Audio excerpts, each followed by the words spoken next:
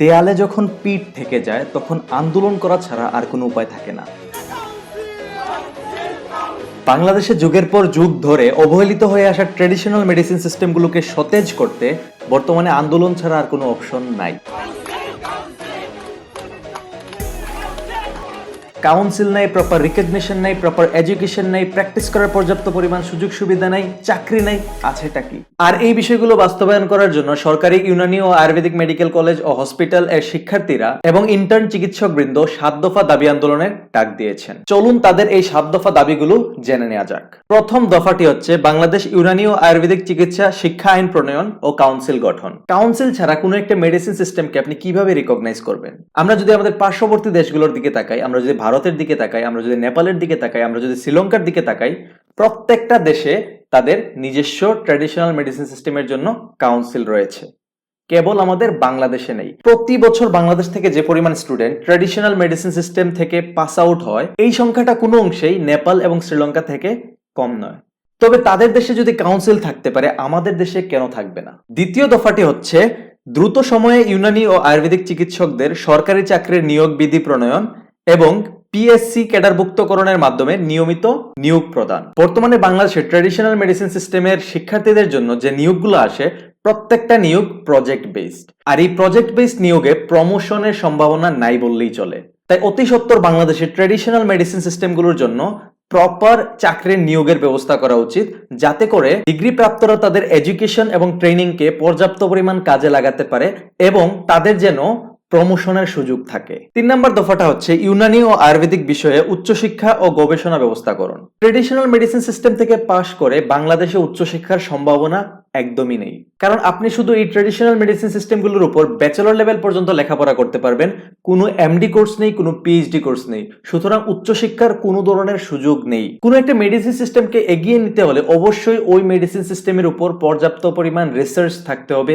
ওই মেডিসিন সিস্টেমের উপর পর্যাপ্ত পরিমাণ উচ্চশিক্ষার সুযোগ থাকতে হবে। আর বাংলাদেশে এই সুযোগ সুবিধাগুলো না থাকার কারণে এই মেডিসিন সিস্টেমগুলো কোনোভাবেই সামনে এগোতে পারছে না। তাই এইসব মেডিসিন সিস্টেমের উপর যারা ব্যাচেলর লেভেল কমপ্লিট করতেছে বাংলাদেশে, তাদের উচ্চশিক্ষার জন্য বাহিরে যাওয়া ছাড়া কোনো উপায় থাকে না। তাই বাংলাদেশ সরকারকে এই উচ্চশিক্ষার বিষয়টা অতি সত্বর বাস্তবায়ন করা অত্যন্ত জরুরি। চতুর্থ দফাটি হচ্ছে স্বৈরাচারের দূষর, দুর্নীতিবাজ ও অযোগ্য শিক্ষক, কর্মকর্তা ও কর্মচারীদের স্থায়ীভাবে বহিষ্কার। প্রপার ইনকোয়ারির মাধ্যমে বর্তমান সরকারের উচিত এই ট্র্যাডিশনাল মেডিসিন সিস্টেমগুলোর ডেভেলপমেন্টের ক্ষেত্রে অন্তরায় হয়ে দাঁড়িয়ে আছে, তাদেরকে বহিষ্কার করা। একই সাথে একাডেমিক এবং মিনিস্ট্রি লেভেলে এই মেডিসিন সিস্টেমগুলোকে ব্যবহার করে যারা দুর্নীতি করে যাচ্ছে, তাদেরকে অতি সত্বর বহিষ্কার করা। 5 নম্বর দফাটি হচ্ছে ইউনানি ও আয়ুর্বেদিক শিক্ষা ব্যবস্থার সার্বিক মানোন্নয়ন। কোনো একটা মেডিসিন সিস্টেম সম্পর্কে যদি আপনি প্রপার এডুকেশন না পান, তবে আপনি মানুষদেরকে কিভাবে ট্রিট করবেন?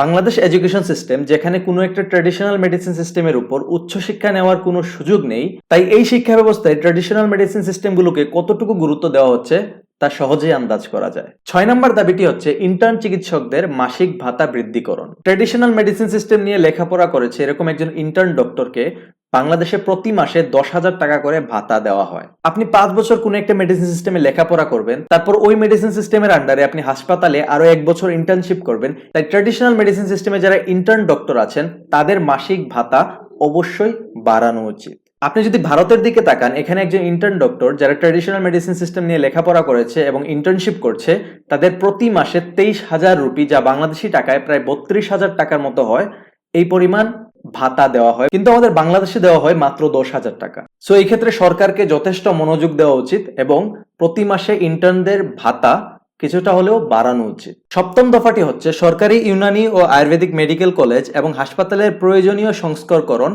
ক্রমান্বয়ে সুপার স্পেশালাইজড হাসপাতালে রূপান্তর করা। হাসপাতালগুলোকে সংস্কার করা অতীব জরুরি। তাছাড়া বর্তমান সময়ে ট্র্যাডিশনাল মেডিসিন সিস্টেমগুলোর উপর বেসড করে যেসব হাসপাতাল বানানো হয়েছে, ওইসব হাসপাতালেও উন্নত প্রযুক্তি ইনস্টলেশন করা প্রয়োজন। আর সুপার স্পেশালাইজড যে হাসপাতালগুলোর কথা বলা হয়েছে, তার আগে অবশ্যই শিক্ষা ব্যবস্থার উন্নয়ন অত্যন্ত জরুরি। কারণ যখন একজন স্টুডেন্ট ব্যাচেলর করার পর মাস্টার্স এবং পিএইচডি করার সুযোগ পাবে, তখনই সে সুপার স্পেশালাইজেশন ডিগ্রি অ্যাচিভ করতে পারবে।